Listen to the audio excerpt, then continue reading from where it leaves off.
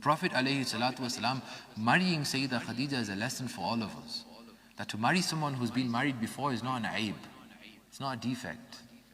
Marrying somebody who's been divorced before, or a divorced woman marrying again, this is not a problem. In our societies, in our communities, oftentimes we look down upon women who marry again.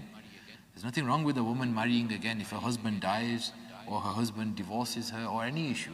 As long as she's not married at the time, she's allowed to be married again, and the Sharia doesn't look down upon this.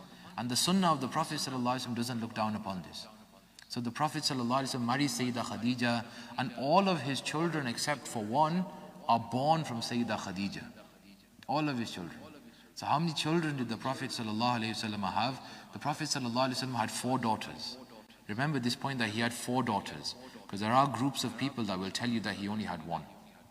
Our belief as the Ahlul Sunnah, the Prophet ﷺ had 4 daughters.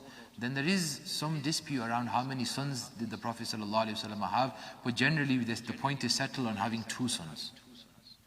And the Prophet ﷺ, all of his children come from Sayyidah Khadija radiyallahu ta'ala anha. After a number of years living amongst the people of Makkah, living amongst these, the people who he's trading with and so on, he ﷺ at the age of 40 receives his first revelation. The age of 40. At the age of 40, when he receives his first revelation, he declares prophethood. Now again, note a point here. He declares prophethood. He tells people that he's a prophet. He doesn't become a prophet at this age. He just tells people. Otherwise, our belief is that the Prophet ﷺ was a prophet from before even the time of Sayyidina Adam alayhi salam. The Prophet ﷺ, in a very famous hadith, he mentions, he says, "Kuntu nabiyan wa Adamu bayna al-ma'i wal jasad." And there's other variations of this hadith as well. So when Sayyidina Adam alayhi salam was even between body and soul.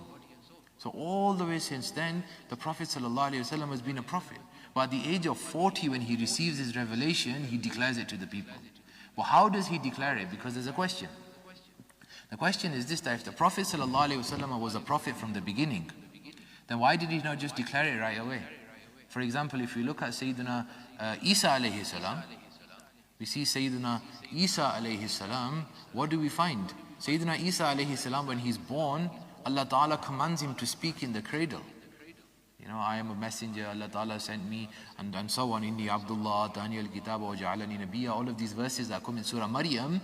Sayyidina Isa alayhi salam, he declared prophethood whilst he was a child.